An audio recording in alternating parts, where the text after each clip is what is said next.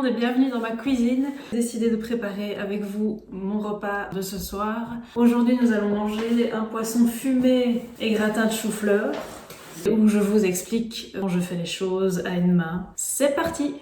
Donc voilà, donc ici les pommes de terre pour les éplucher. Bon, normalement quand on a deux mains, c'est relativement facile à éplucher. Moi, j'essaie de prendre dans ma main gauche et je commence à éplucher par le dessus. J'espère que vous voyez bien ce que je fais. Je passe souvent ma lame de couteau très proche de ma main gauche. Je me concentre pour ne pas me blesser. Donc je rappelle pour ceux qui débarqueraient sur la vidéo, j'ai eu un AVC à l'âge de 6 ans, ce qui fait que j'ai un problème au niveau de ma main gauche et de ma jambe gauche. Du coup, je ne fais pas les choses vraiment comme tout le monde. Alors oui, normalement, je sais bien que l'idéal, c'est de faire ça avec un économe, mais malheureusement, à une main et demie, ça ne va pas, quoi. Que je ne sais pas tenir la pomme de terre avec ma main gauche comme je veux, donc je fais comme je peux. Là, je tourne, tac, une fois. Puis en fait, dès que j'ai tourné, il reste deux faces à faire, et donc même à la limite, si j'ai vraiment mal au bras, je peux alors déposer la pomme de terre et faire l'épluchage en posant la pomme de terre. Je cuisine un jour sur deux, comme ça fait des économies d'énergie et des économies au niveau du portefeuille. Je cuisine un jour sur deux et je cuisine à chaque fois pour 4 personnes, comme ça on a les restes pour le lendemain. C'est plus facile. La dystonie que j'ai au bras s'accentue lorsqu'il fait froid ou qu'il fait plus humide. J'essaye au maximum de contrôler cette dystonie. Donc la dystonie, c'est vraiment des spasmes musculaires à contrôler. Donc il y a mes muscles qui vont se contracter tout seuls au point même de me blesser. Donc il m'arrive de me faire vraiment mal sans le vouloir. Et le froid alors va augmenter les spasmes si vous voulez. Donc c'est un petit peu embêtant. L'idéal, c'est de prendre des grosses pommes de terre. Comme ça, je sais bien les attraper avec ma main gauche. Vous voyez, mes doigts se mettent un petit peu n'importe comment. Mais ça, c'est les spasmes musculaires, voilà, qui ont cassé les espèces de tendons que j'ai dans mes doigts. Il y a dans les doigts, oui, des espèces de tendons qui fait que les doigts restent normales, comme ma main droite, comme ceci. Mais moi, voilà, avec la dystonie et les spasmes, ça les a cassés quand j'étais plus petite, j'imagine. Et du coup, il y a plus les tendons qui maintiennent le doigt droit. Alors, malheureusement, quand on a un handicap comme le mien, il faut pas être trop perfectionniste. Les épluchures de pommes de terre sont quand même assez énormes, puisque, on le disait tantôt, l'idéal ça aurait été d'éplucher avec l'économe, puisque ça va vraiment prendre juste la peau de la pomme de terre et laisser la chair. Pour utiliser un économe, il faut tenir la pomme de terre d'une certaine manière dans la main et puis faire aller l'économe avec l'autre. Sauf que moi, tenir la pomme de terre dans ma main gauche d'une certaine manière, c'est compliqué. Et faire aller l'économe, je ne pourrais pas, simplement. C'est pas possible. Et voilà, ça reste des outils tranchants, coupants, donc je préfère sacrifier un petit peu de chair de pomme de terre et ne pas me blesser. Et la dernière, hop. Je vais jeter les pelures de pommes de terre et je vous reprends après. Le chou-fleur. Comment est-ce qu'on enlève les feuilles de chou-fleur à une main? Et donc je vais y aller avec le couteau. Donc une fois qu'on a coupé une grosse partie, vous voyez, j'essaie d'utiliser mon bras parce que mes doigts ne sont pas fiables. Ma main n'est pas vraiment fiable, donc j'essaie d'utiliser toutes mes autres parties du corps. Là, petit à petit, vous voyez, j'y arrive. Ça prend beaucoup plus de temps, évidemment. Donc. Et comme ça prend plus de temps, évidemment, ça prend beaucoup plus d'énergie lorsqu'on a un handicap physique. Vous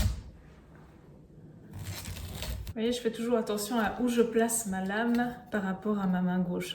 Donc là, j'essaie de faire au mieux, mais c'est... Hop, voilà. Et voilà, j'ai découpé les pommes de terre en cubes. Pour le chou-fleur, diviser le chou-fleur en bouquets. Enfin, je fais une petite incision à chaque fois à la base du bouquet et je prends avec mes mains. Ce qui est bizarre, c'est que j'ai jamais fait attention à comment une personne avec deux mains fait ça. Ça se trouve, elle fait exactement la même chose que moi, j'en sais rien. Vous voyez, là, mon bras, il est en l'air, mais c'est pas moi qui le contrôle. Il se met en l'air tout seul. Et voilà. La suite. Il faut mettre les pommes de terre dans une casserole recouverte d'eau avec du sel, portée à ébullition. On se retrouve tout à l'heure. On se retrouve, donc j'ai mis la casserole de pommes de terre là-bas. J'attends que ça boue. J'attends.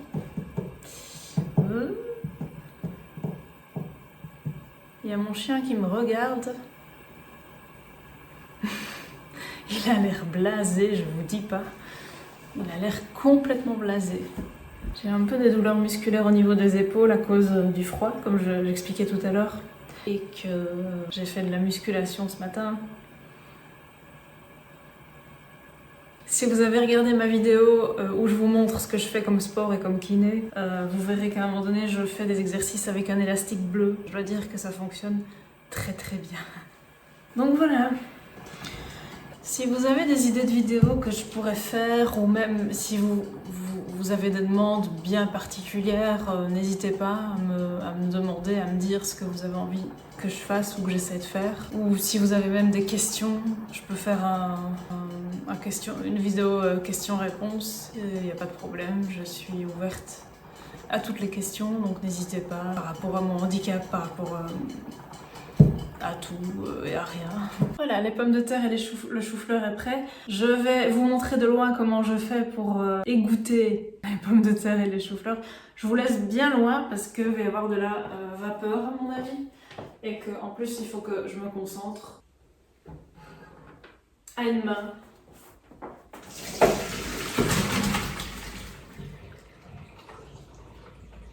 Et voilà.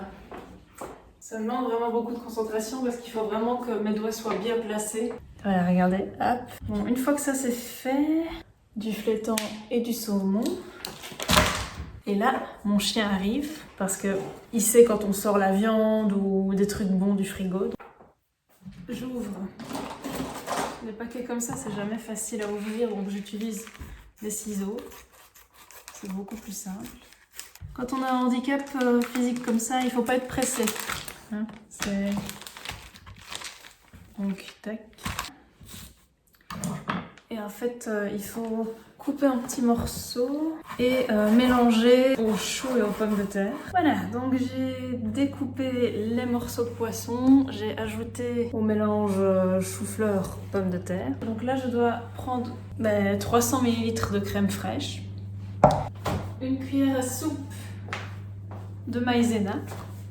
Pour servir une cuillère à soupe à une main, moi personnellement, bon je sais pas si ça va marcher avec la maïzena, mais je la mets comme ça, comme pour qu'elle soit droite, donc je la pose ici. Et que ce soit même pour mettre une cuillère de vinaigre balsamique ou d'huile d'olive ou quoi que ce soit. Je le fais comme ceci. Et en fait la matière reste bien dedans.